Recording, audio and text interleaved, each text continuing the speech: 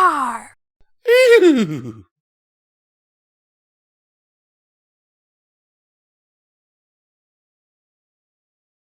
Hello and welcome to Midnight Readings. I am Midnight, and today we'll be reading A Night of Her Own, written by Nightbreak.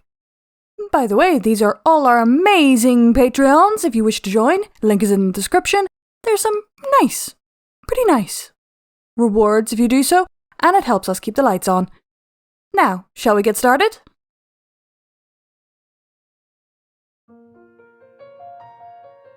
Luna soared up the palace staircase in a few strong wing beats.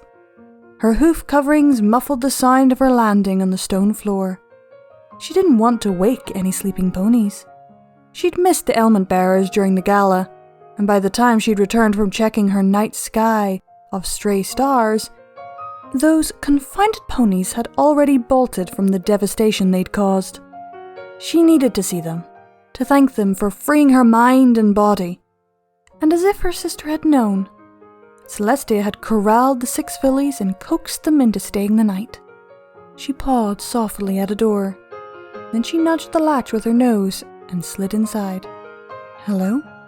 Oh dear, am I in your room? A yellow Pegasus moved restlessly in bed. I'm sorry, I didn't realize. Shh, Luna whispered, moving to extend a calming wing over her. It's okay, Fluttershy. Right? I heard you had a trying day. Can't sleep? A whimper and a frightened glimmer in her eyes said it all. The element of kindness needed some right now. Smiling, Luna brushed her muzzle against Fluttershy's cheek. Why don't you tell me all about it?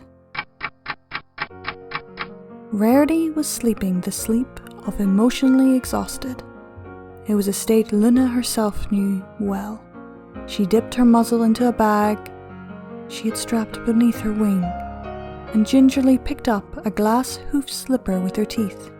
Quietly, she laid it with the other 3.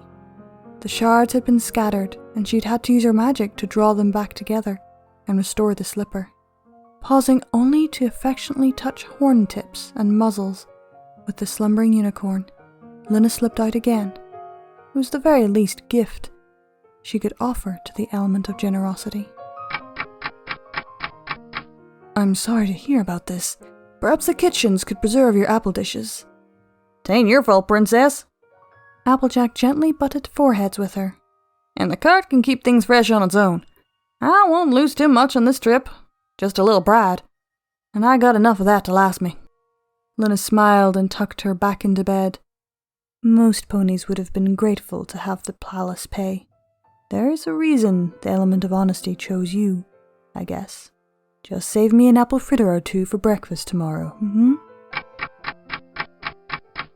Luna angled her glowing horn down to Pinkie Pie's splayed body, checking that she wasn't hurt. Earth ponies were often the last to know they'd been injured. But no, it seemed that Pinkie just slept with all her limbs askew. You're fine, aren't you? Luna murmured in her ear, nuzzling her and causing Pinkie to snort in her sleep. She was obviously having pleasant dreams. The night's problems hadn't affected her too adversely. Lowering her head, she picked the ragged party dress up with her teeth and replaced it on its hook. Sweet dreams, element of laughter.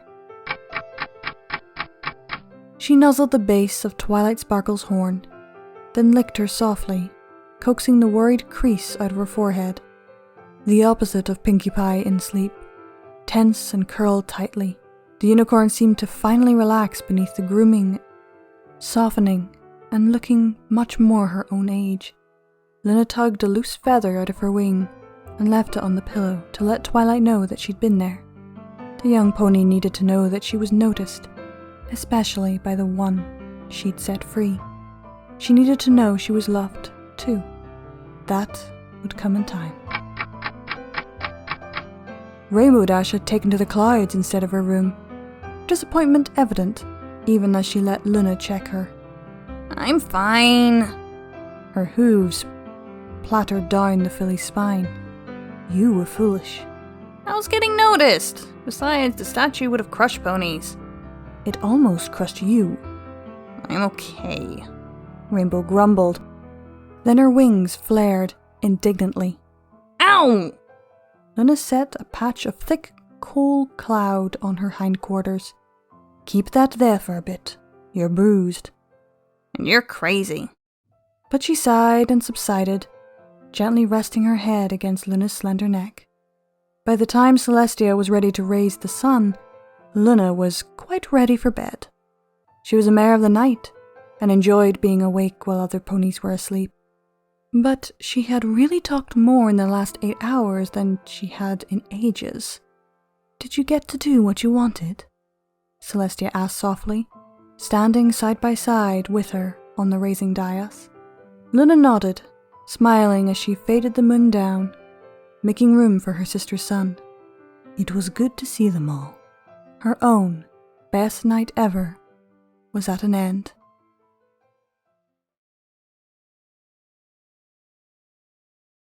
This is a sweet one.